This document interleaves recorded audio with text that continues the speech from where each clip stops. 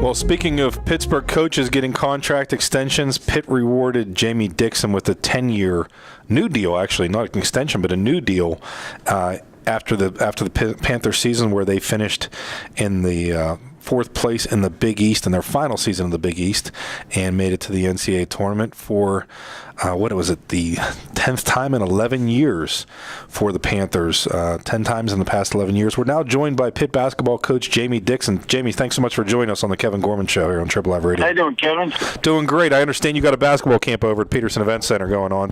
Oh, we got a lot of things going on. We get up early. We're at 7:30 workouts with our players. That new rule allows us to get out here and get with our players for 2 hours a week.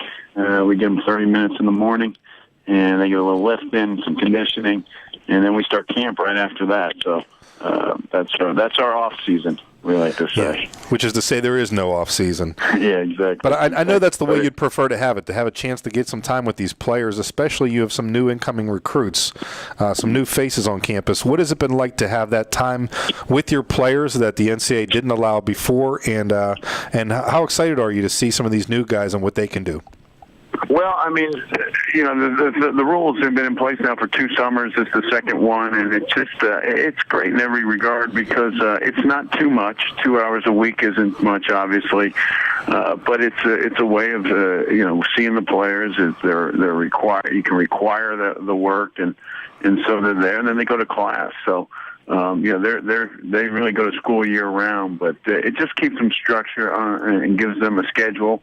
And I think we all know that kids, young people, I know, Kevin, when you were in college, the schedule was best for you. So structure is good, and I think it's good for everybody. So it's good. You get some guys out. Our summer school starts early, so our schedule is a little different. It's hard to get the incoming guys in for the first session.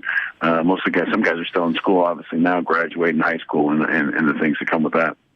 Jamie, I wanted to ask you what it's been like for you to go out recruiting and just to move forward with knowing you have this 10-year deal. You called it a deal that you hope that allows you to retire as Pitt's basketball coach, although you'll still be relatively young when that happens, when that deal expires.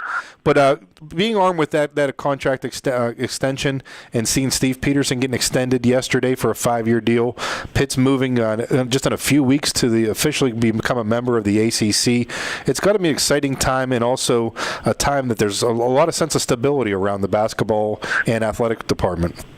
Well, I mean, for me, it hasn't changed much. I mean, I've always operated and worked with the thought that I was going to, continue to be here for a long period of time, and I think you have to work that way. You have to have work every day, thinking that you're going to be here and build relationships and do things the right way, and make sure that you're living up to the standards that the university sets. So for that, I don't feel any different than that. I think I had a couple of 8-year contracts prior to that, and that didn't give too much either. So it hasn't changed much. I think the athletic directors, they seem to move a lot. So I think this is something that's good for our university. I think the conference, the July 1st, and the change of that, I think I think going into a new conference and Steve having a contract like that, I mean, it didn't come as a surprise, but I think everybody knew that we've been put in a great position because of Steve's work and Chancellor's work, and I think that's a great situation to be in. So I guess it's some may look at it as stability, but I think a lot of work goes into it before that contract is released or announced. You've had a couple announcements. Speaking of announcements, you've had a couple in the last few weeks here where you're going to be playing Penn State in the Big Ten ACC Challenge. You're going to be playing in the Legends Classic at the Barclays Center in Brooklyn. And just last week announced that you're going to be playing in the Jimmy V Classic at Madison Square Garden. What's that like? I mean, you took some heat this past season. And I know it wasn't all you're doing because of the Big East move to take you out of the Big East SEC Challenge. Took away a marquee game or two there. But what's it been like to see that this non-conference schedule coming together, knowing that you have a pretty challenging ACC schedule as well, which is, I don't think anybody's going to argue that that's now the premier basketball conference in the country. But to see this non-conference schedule come together, it's got to be pretty exciting for you guys.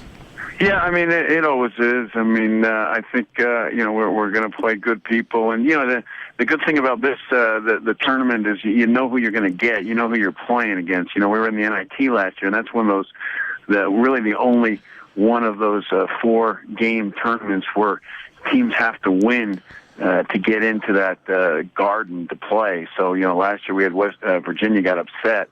And so they didn't. We ended up playing Delaware instead of Virginia. So again, I think that's good in that regard. I think the Jimmy V is good for us. We're going back to the Garden for that. So the Brooklyn event is good. I mean, it's there's always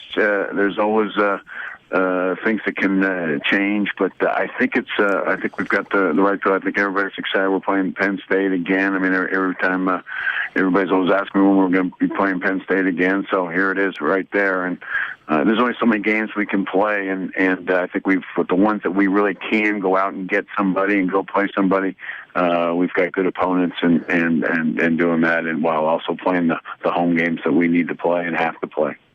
Well, change can sometimes be a good thing, but sometimes it can really, turn your roster around. You've had some change to deal with in this past offseason. Trey Woodall and Dante Taylor both graduate.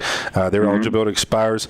Steven Adams goes to the NBA, and you have a couple players transfer out of the program in Trey Ziegler and I believe J.J. Moore. Can you talk about what it was like to deal with, first of all, Steven Adams going to the NBA? Can you kind of offer us some insight into how he made that decision and how it seems to be working out pretty well for him, that in terms of his workouts, it looks like his draft stock is soaring. Yeah, well, I mean, he went to Chicago, and I, was talking to a lot of people there, and before they'd, seen him, obviously, and the workouts had started, and, I told them that they're going to be impressed with his skills and what he can do and his understanding of the game and his pure size. I mean, he's 7 foot, in shoes, and he, as I told everybody, it's pretty simple when you're drafting the NBA and the way the draft works now. Steve was the biggest guy there and the youngest guy there. So when you're drafting, those are two good things to have, probably the two most important things to have going for you. So they're looking at upside, they're looking at potential, where he's going to be. They'll give him a 4-year contract. They're looking at where he's going to be 4 years from now. I said, we had him 4 months. They'll have him for 4 years, and that's the reality of it. So I think I think we all kind of knew this was a very strong possibility, and I like where he's at. And I was on the phone with some NBA teams again today, talking them up and trying to give some background as to his development and how good I think he's going to become in 4 years, because no kid has really ever made as big a jump as he did, coming from New Zealand to play in the Big East. I mean, it's just it's hard to. I try to explain it to people, and I try to explain to NBA guys, but I don't think they still even grasp how big a jump he made to come from that level he was playing out there to now jumping up to the Big East for the 4 or 5 months he was able to work out with us full time. Yeah, because you played professionally in New Zealand, so you know what the level of competition is like. In the professional league. I mean, for brief periods of time. So I mean, I just know that they don't really have a high school system. He was playing club workouts. And it's just how it works. So it just was huge, and you saw him getting better as the year went on, and that's what 19-year-old big guys do. They get better, and we've seen guys develop, and we've had great history with big guys, NBA guys. When you talk about Dewan and him playing for an NBA championship, and you saw Sam getting better and almost getting to the NBA finals, and Aaron Gray playing for a long time, and Gary McGee's out there, and he was working out with Steve out in L.A. and he's with the same agency, and he's on the verge. He'll be at some camps this summer too. So, he's there. I mean, people like his defense and the things that he can do. Brings a great body. And again, that gives another example. He was a young big guy, didn't redshirt, and wasn't a prep school guy, and he just kept getting better and better, and that's what happens. Big guys in the NBA, they don't really expect the kind of production of an NBA All-Star till maybe they're 25. And again, I'm talking about big guys, not guards, but big guys and wings, big guys. It takes them time, and you guys see. Hopefully, he goes with a team that's has a need for and has a history of developing guys. Yeah, it looks like he has a chance to be a lottery pick. I mean, some of the scouts are projecting him to go as high as 12 or 13 in the draft, and perhaps with some good workouts, he could even go in the top 10.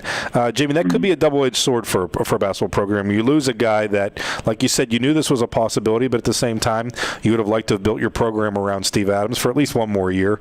But if you lose a Steve Adams, you have to replace him, but you also have a potential chance to say, hey, we have drafted, or we have signed and developed a guy who became an NBA lottery pick.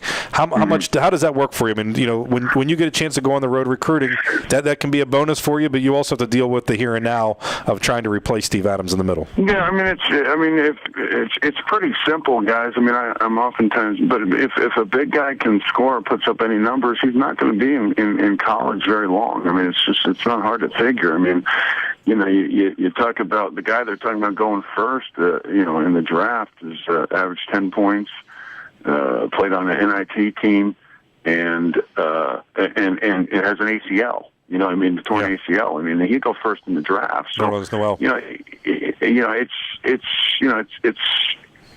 what it is. I mean, the draft is about where they're going to be, not where they're at. Yeah. And especially when it comes to size and big guys, and you just look at the age and where these guys are. I mean, oftentimes you hear about the big guy that went early in the draft, and he was a bust, and then that same guy 4 years later or 5 years later is an NBA All-Star. It just takes time, and obviously people that talk about it, as you say, the here and now, they're not looking for time. They want to discuss it now and see results immediately, and I think with big guys, as we all know in college, but even more so in the NBA, the time is it is about time. And so it's good. I mean, it's good to have a guy going to the NBA. There's nothing wrong with it. I mean, I can remember there was my first couple of years here. We always talked about how we didn't have any guys in the NBA. Sure. Now we're saying that we got guys going to the NBA too. With Juan and they're going too early. I mean, it's a good thing, and it's something that we knew was a distinct possibility, and I think it's good for everybody involved. I mean, it's great